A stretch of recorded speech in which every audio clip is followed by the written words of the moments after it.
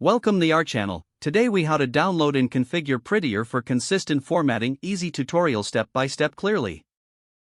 To get started with Prettier, first, open your project folder in your preferred code editor. Next, ensure you have Node.js installed on your machine.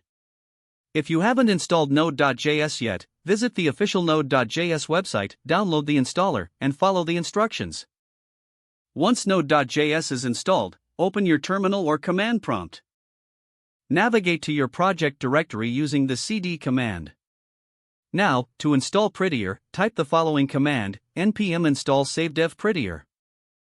Press enter, and wait for the installation process to complete. With Prettier installed, you can now create a configuration file for customizing your settings. In your project root, create a new file named .prettier. You can use any code editor to open this file. Inside the .prettier file, add your desired configuration options. For example, you can set print width, tab width, and use tabs. You might also consider adding a .prettier ignore file to exclude files and folders from formatting.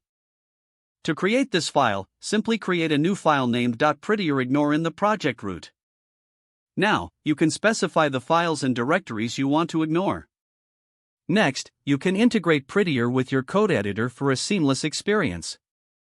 If you are using Visual Studio Code, you can find the Prettier extension in the Extensions Marketplace.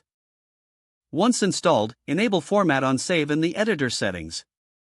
This ensures your code will automatically format every time you save the file. You can also set up a script in your package.json file to run Prettier manually. Open package.json and locate the scripts section. Add a script like this, format, Prettier right. Now, to format your code, type npm run format in the terminal. Press enter, and Prettier will format all your files according to your configuration. Finally, it's a good practice to run Prettier in your project regularly to maintain consistent code style. If the page does not load, refresh the browser or try again in a private or incognito window.